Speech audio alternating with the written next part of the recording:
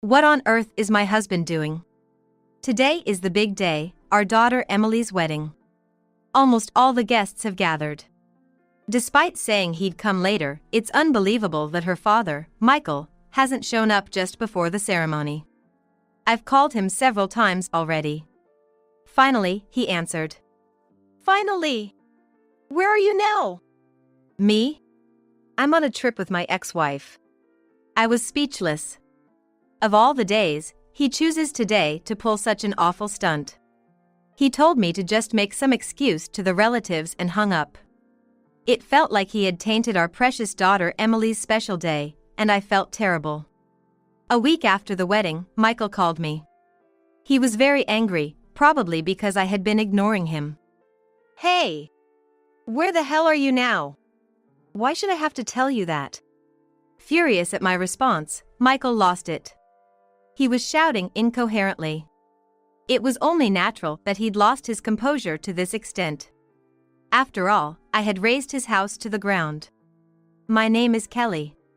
I'm 52 years old. I work part-time at a grocery store. Being a modest and quiet type, I was single until I was 30. I thought I'd probably never get a chance to marry, being as introverted as I was. Back in my youth, I lived my life looking downwards, engulfed in such negative thoughts. Michael was introduced to me by a friend of my late mother. One day, out of the blue, she contacted me, insisting I meet him. I agreed to meet just once and was surprised to see he had brought along a child. Wait, you didn't know? That lady, she's a bit scatterbrained. Michael was holding a baby girl about a year old. Her name was Emily. When Emily suddenly started crying, she stopped as soon as I took her in my arms. Michael's previous wife was quite fickle, having left him after finding another man. Emily needed a mother. I agreed to become her mother at Michael's request. The early days of our marriage were definitely happy. Busy with taking care of Emily and work, the days flew by.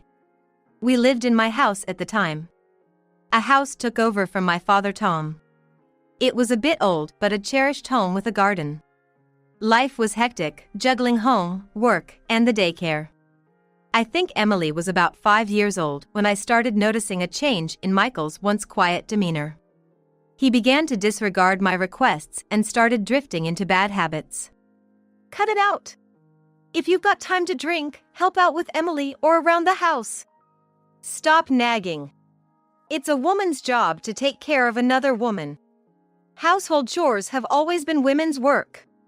Michael ignored our needs. He would go out drinking every weekend and come home in the early morning. Eventually, he even started smoking again. Come on. The house is going to smell of smoke, right? It's not good for Emily, so please don't smoke. Stop fussing over a bit of smoke. Really, you're such a nag. Too much arguing would make Emily cry. When Michael started smoking, Emily and I had to retreat to another room. This was my own house, yet why did we have to be the ones to escape? The house quickly filled with the smell of tobacco, and I was frustrated beyond belief. Unable to stand it any longer, I finally decided to consult my father. So, the house smells of tobacco, and things with Michael are getting worse. I don't know what to do. Sorry to bring up our marital issues. Thank you for telling me. Invite Michael over. I'll talk to him too. Michael was quite nervous when we visited my father's home together. My father was a wealthy man with influence in many areas at that time. Michael was well aware of this and was visibly shaken by the summons. Even his company's executives warned him not to upset my father. Although it's not right to meddle in a couple's affairs, my father's voice was grave. You should really quit smoking, Michael. It's not good for your health, and certainly not for Kelly and Emily. Could you please not make my daughter so sad? All right. I'm sorry. After being scolded by her father, Michael sincerely admitted his faults. He genuinely apologized to me and our daughter Emily, and the atmosphere softened. But when we got back home, everything was back to normal. Now he sneaks around to smoke. Moreover, Michael started visiting my father alone, claiming they needed to discuss men's business about a project he wanted to pursue. I felt uneasy, but since my father said nothing, I just let it be. Just when Emily became a junior high school student, I discovered Michael's affair. Moreover, after hiring a detective, it appeared that the other woman was his ex-wife, Sharon. Starting a relationship again with a woman he was supposed to have divorced, what kind of nerve is that? Her name is Sharon. Sharon is quite beautiful. I wondered why he had divorced such a beauty. Anyway, I didn't want our sensitive daughter to suffer because of her parents' relationships. I waited for a moment alone with Michael to show him the photos of his affair and sternly warned him. The affair is already uncovered, you know? And it seems the other woman is your ex-wife. You took these secretly? You went to such lengths? Don't laugh. I'm serious. Please, stop doing this. Tell her, not me. She keeps insisting on getting back together. Everyone. Why are all the women around me so selfish? Angry, Michael left despite my attempts to stop him. It felt like he was just pretending to be angry to dodge the issue. I realized I needed to investigate further how his relationship with Sharon rekindled. This situation is absolutely not right. Normally, shouldn't he distance himself from his ex-wife considering his current family?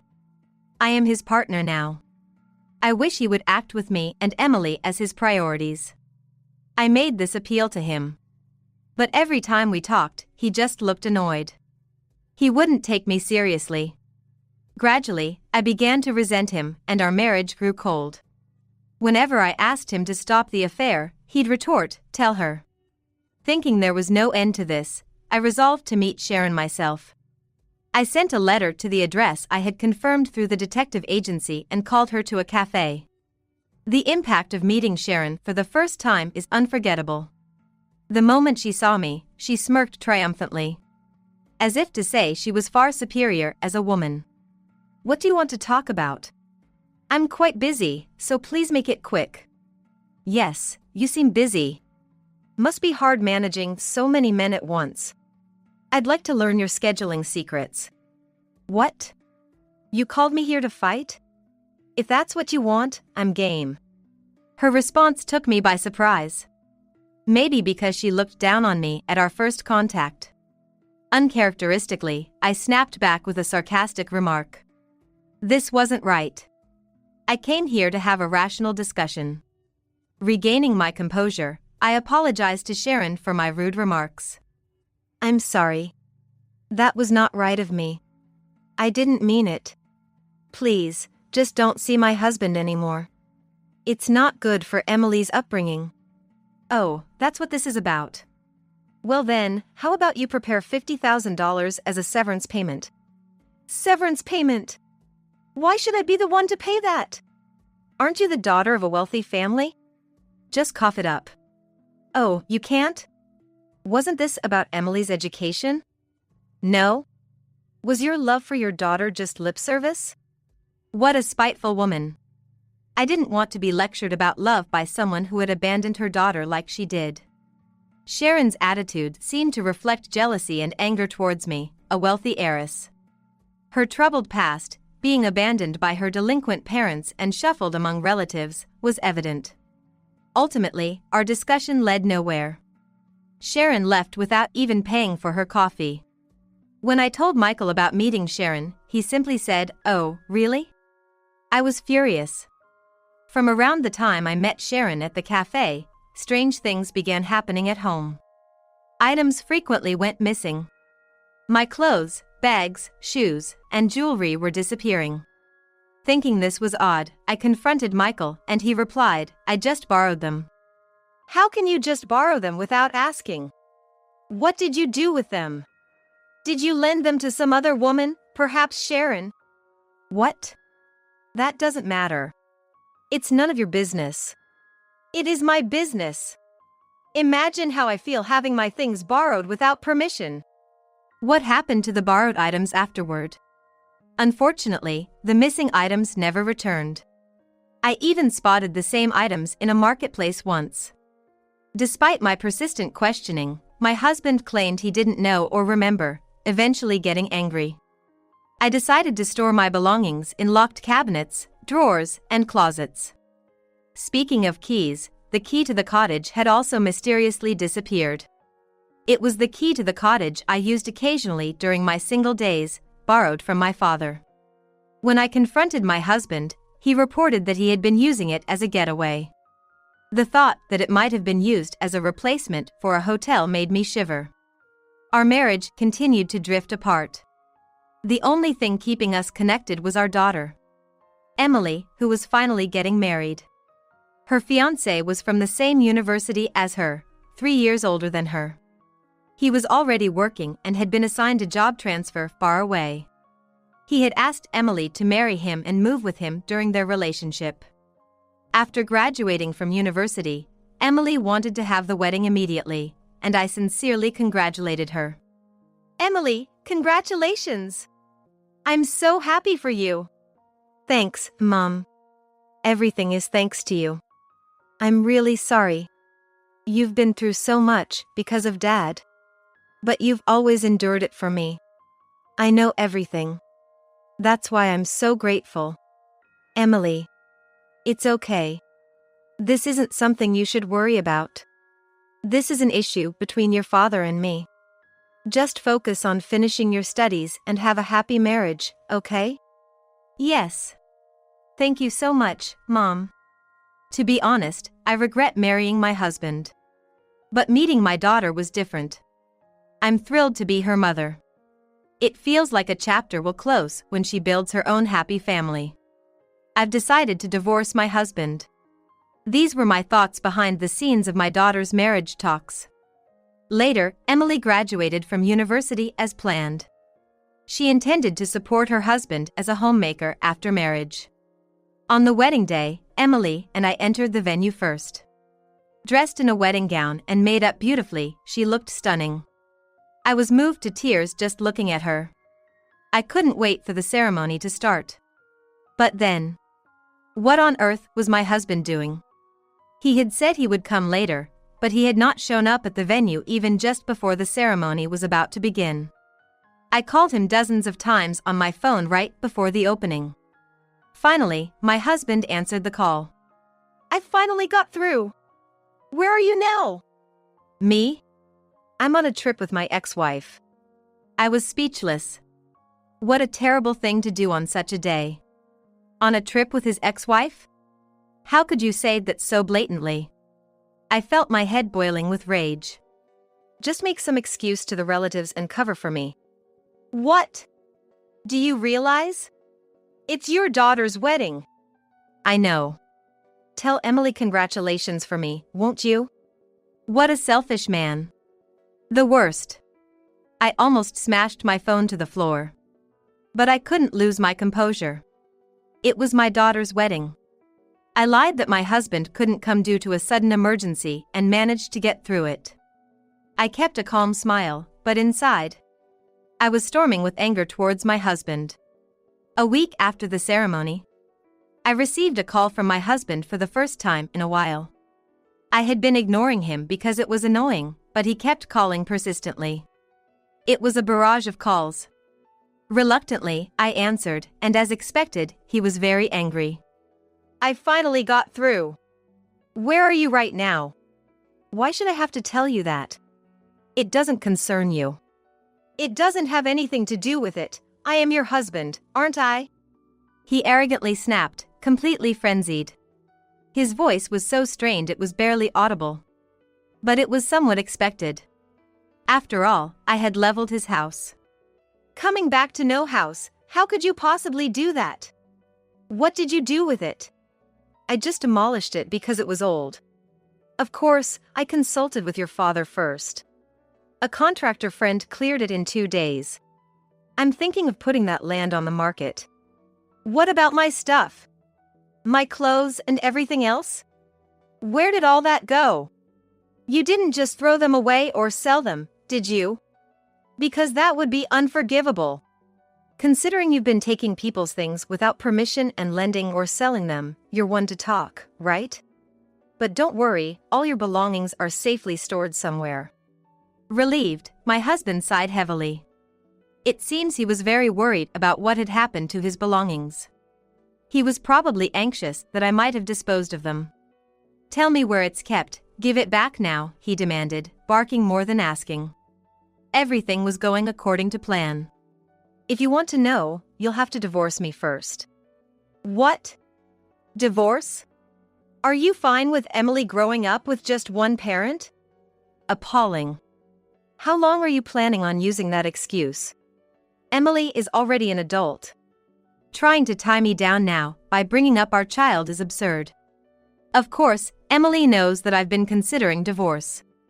I've discussed it with her father as well. There's no need to hesitate in kicking this man out of my life.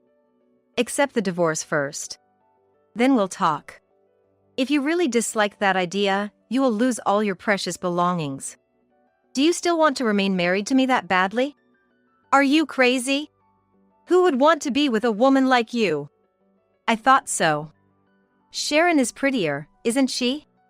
So, what will it be? Will you accept the divorce, or would you rather throw everything away? I need you to decide quickly. Fine. If it's divorce you want, it's divorce you'll get.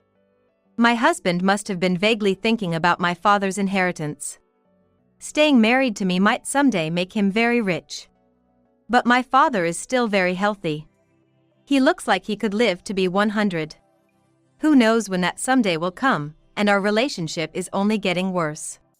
He must have made his decision after weighing various considerations about gains, losses, and future expectations. I'll sign the divorce papers or anything. Where are you living now? I'll come to you. Tell you my address? I can't do that. What if you show up uninvited or start stalking me? I'll contact you later about when and where we can meet. Don't get all high and mighty. Who do you think you are, Kelly? You know what, just remember this. You might want to think about whether you're really in a position to be raising your voice. Do you even understand how angry I am after all the unilateral decisions you've made so far? He had taken too many liberties, ignoring my feelings entirely. As a result, our relationship was irreparably damaged. I had tried to reconcile for the sake of our daughter, but he repeatedly pushed me away. He and his still-connected ex-wife deserved some form of retribution. A few days later, I called my husband and told him to bring his ex-wife and come to my parents' house. When they arrived on the appointed day, both my husband and his ex-wife looked suspicious. Like stray cats who had unwittingly wandered into someone else's territory. They were lost, scared, and confused. They should have acted more confidently. But perhaps it was too much for them. Before them sat my father, looking grim as if he were about to unleash thunder. The fear was palpable on Sharon's face as she met my father for the first time. Before we discuss the divorce, there are a few things I need to clarify. Michael, you've been using our family cottage without permission, haven't you? Along with Sharon here, right? Well, I used it, but not without permission, right? Kelly knew too, didn't she? Don't act as if I had given my consent. You just took the keys and used it, informing me unilaterally afterward, didn't you? You two have been trashing our cottage, haven't you? Never cleaning up after yourselves? Well, I plan to clean up the next time we used it. When I was contacted by the cottage management company about the disarray, I was shocked. My husband and his ex-wife had left the place a total mess, with all kinds of trash just strewn about. Clean up next time? That was clearly a lie. They probably thought it would be fine just to leave it for me or the management company to clean up. Moreover, it seems that some equipment was damaged by objects hitting it, and the floors and tables are dirty with stains from drinks and food. I've also been told it smells strongly of tobacco overall. Did you smoke in that cottage? I had hung a valuable painting I bought when I was younger. About that, Dad. It seems that the paintings you collected aren't hanging in the cottage anymore. These two seem to have sold them off at an online auction. What? How could they do such a thing? After all the trouble I went through to collect them. I was shocked when I found out. I couldn't believe that my husband and his ex-wife would go as far as to do that. The grief my father felt from having his precious painting collection sold off was profound. The fury in my eyes when I addressed my husband was palpable. He was at a loss for words. What's this about? Did I give you those paintings at the cottage? I don't recall ever discussing that. Well, I'm so sorry. It was a moment of folly. Return of the paintings or compensation for the damage. Payment for the repairs needed to restore the cottage to its previous state. All these costs will be billed to you, my father stated solemnly. What else could my husband do but nod? But my father's words didn't end there. Michael, you received a loan from me, remember? Yes, about $50,000. You lent it to me. What did you do with it? Wasn't it supposed to be for a new business venture? I haven't heard any follow-up. It hasn't fizzled out, has it? Well, my husband faltered, obviously struggling to say something. He was sweating profusely, unable to keep his gaze steady. Seeing my husband's pathetic state, my father sighed in exasperation. Be honest. That business venture was a lie, wasn't it? You received the loan under false pretenses. If you didn't know, let me inform you that what you did could be considered fraud. No, that's not true. I didn't mean it like that. Was the business plan also a lie? Fraud is a serious crime, you know? You could face up to 10 years in prison. There are no fines, only mandatory labor if convicted. I'm so sorry. I lied. Finally, my husband apologized. He must have realized that lies and excuses weren't going to work anymore. He admitted that the business plan was a fabrication. The loan he received was apparently used for something else. Used for something else? What exactly did you spend it on? Well, this woman begged me, and I used it to pay off her debts. What? You used the money I entrusted to you for something like that? Hey! Traitor! You promised you wouldn't talk about that. His ex-wife yelled. What can I do? My husband retorted. My father heaved a heavy sigh. I was too dismayed to speak. He had used the money I helped him borrow to pay off his ex-wife's debts? Unbelievable. How could someone be so irresponsible? Whether it's true or not, the ex-wife also had no right to blame my husband. They were both despicable. At that moment, the living room door quietly opened. It was my daughter, Emily. After I told her about today's discussion, she wanted to be involved. She had been listening to our exchange for a while and looked utterly disheartened. Seeing her, the ex-wife stood up gleefully. Emily! You were here too! I wanted to see you! I'm your mother! You're not my mother. I appreciate that you gave birth to me, but that's it. I refuse to be considered family by someone like you. Emily! How can you speak to your biological mother like that? That's because she's not my mother. And you. Skipping your daughter's wedding to go on a cheating trip with your ex-wife, don't act like a father. It was only natural for my daughter to be angry. She had already harbored resentment toward her father. This affair trip was just the breaking point for her. By now, both her father and his ex-wife were nothing but adversaries in her eyes. Just so you know, my husband is the nephew of the chairman of the parent company where you work. He's very close and dear to him. The chairman's? Emily, why didn't you tell me something so important? I thought I did. If you didn't listen, that's on you. But at this point, it doesn't matter. I plan to cut ties with you as a parent. Emily, don't say that. My daughter is well aware of how much my husband has tormented me. She has had just as many unpleasant experiences as I have. Her resentment towards her father is significant.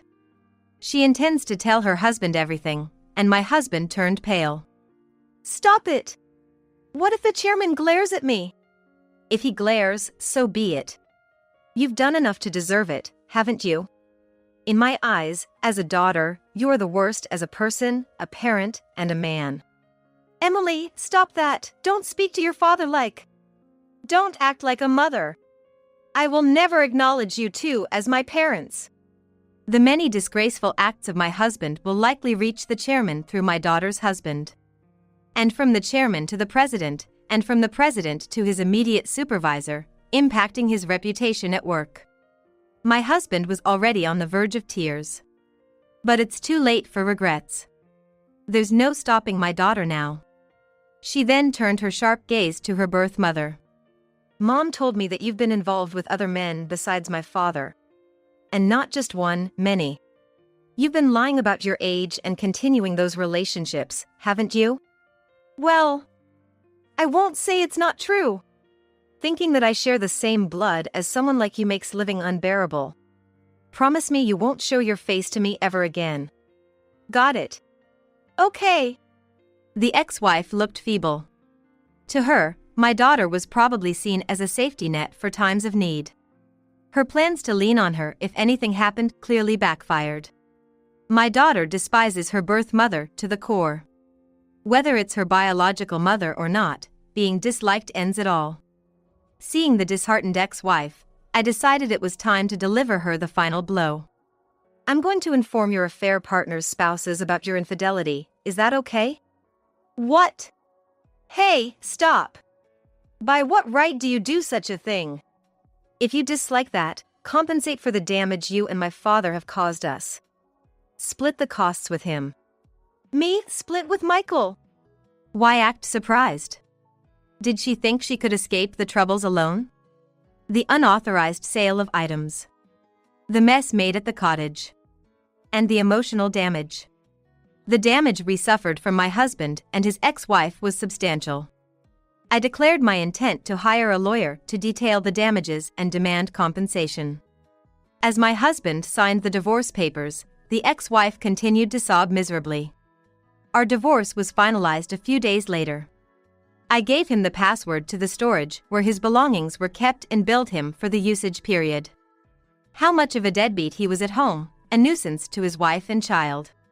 His true nature reached the president through Emily's husband and the chairman, spreading rapidly within the company.